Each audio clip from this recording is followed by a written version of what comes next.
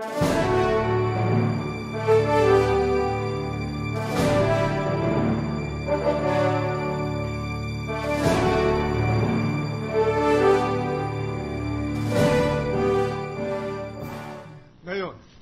okay, we'll ask that from the president of the bank later on, how they handled that document.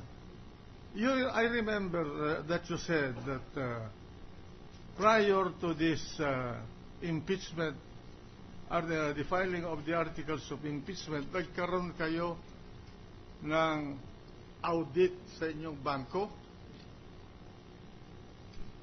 Inaudit kayo ng Bangko Sentral at ng AMLA? I just remember, Your Honor, that the BSP audited. Tinanong ko sa iyo yan, di ba? Yes, Your Honor. At sinabi mo, nagkaroon kami ng audit. Ng audit. Ha? The bank was audited by BSP, Your Honor. Tinatanong ko lang sa iyo, nagkaroon kayo ng audit. Yes, Please, Your Honor. don't be evasive, because I know when you're evading my question, no? Nagkaroon kayo ng audit, di ba? Yes, Your Honor. Ang nag-audit sa inyo, sino? Mr. Grace, you could better answer that, Your Honor, because it refers to the whole Sino, bank. anong ahensya ng gobyerno BSP. ang nag-audit sa inyo? BSP, Your Honor. BSP. Sino pa? Ay, the details, Your Honor, I'm sorry, I do not know. How do you know that there was an audit? Because I remember that we even celebrated after that. Parang there was a You celebration. celebrated after that? What do you mean by after that? Parang the rating was okay. After what? After the audit. After the audit. Yes. Do you know why you were audited? No, Your Honor. Do you know the date Correct. when you were audited? Mr. Garcia would be the best person to answer that, Your Honor. Okay. You were not involved in the audit? No, Your Honor. You were not asked questions about the in the course of the audit? No, Your Honor. They did not ask any records from you in the course of the audit? Not from me, Your Honor. Kaya nga ikaw, mismo tinatanong ko. Yes. Hindi. No. Sino ang humarap doon sa mga auditor nung inaudit yung branch, Katipunan branch? Said they made the audit in the head office, Your Honor. Where? Head office sa Ayala. Paseo de Rojas. Paseo de Rojas. Alam mo kung sino humarap sa mga auditor? No, Your Honor. Walang tinanong sa inyo doon sa Katipunan branch, doon sa audit na yon.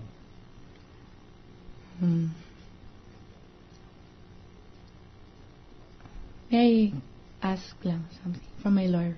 Hindi, tinatanong kita bilang manager of the branch. Okay. I remember that there was an email from our compliance to get certain records, but I was not the one who personally handled it, Your Honor. Email from your compliance officer Yes, Your Honor. about certain records. Yes, Your Honor. Alam mo ba kung ano yung mga records na hinihingi? Sorry, Your Honor, I was not privy to it because they went straight to the officer, Your Honor. Pwede bang magsalita ka ng klaro? I have a sore throat, Your Honor. Sorry. Sore throat? Yes, Your Honor. Oh. Dahan-dahan. Oh. Okay. Hindi ikaw ang tinanong ng compliance officer ng bangko nung mga records na gusto niya. Hindi ako, Your Honor. Sino ang tinanong? The officer at that time, Your Honor. Who is the officer? At that time, it was Susan Colteros, Your Honor. Anong position niya doon sa bangko? She's the branch service and control officer, Your Honor. Branch? Service and control officer. He is a part of the Katipunan branch? Yes, Your Honor. Huh? But she's no longer with the bank, Your Honor. No, I'm not asking that. Don't anticipate my question. Because otherwise I'll say you are a nervous witness. Just relax ka lang. Relax. Just answer my question. Okay. What is this branch control officer? Branch Service and Control Officer, Your Honor. Branch Service and Control Officer. This is the same person who was in charge of the vault. Yes, Your Honor. Wala na ngayon siya doon. No more, Your Honor. Kailan umalis? Last year, Your Honor. Last year. What time last year? Exact month, I do not recall, Your Honor. December last year?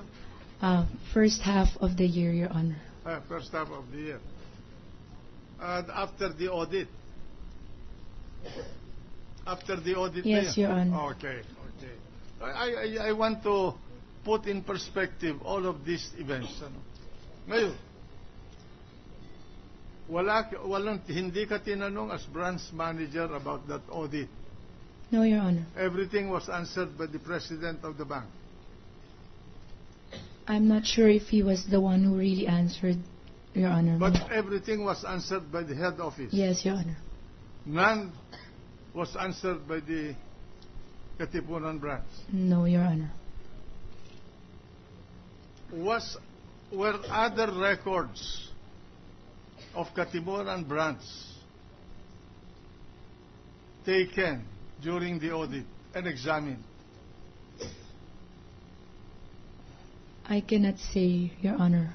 I have no personal knowledge. You cannot say. Yeah.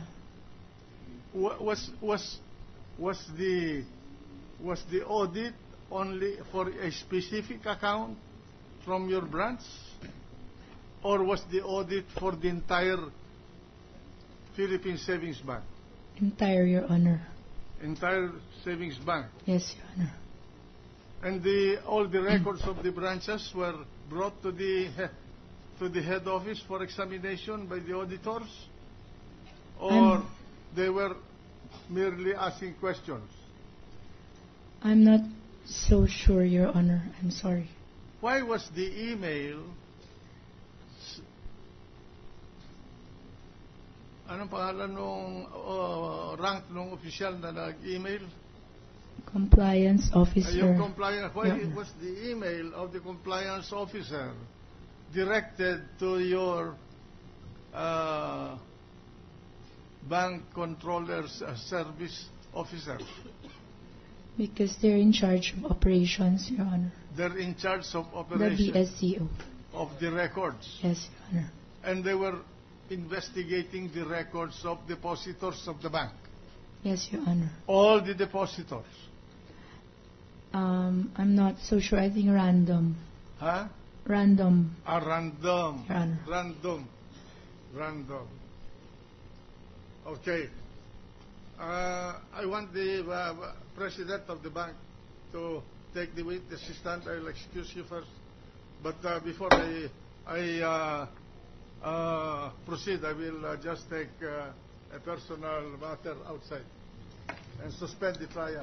May we ask the witness to remain? There is one more member of the court who wishes to ask a question.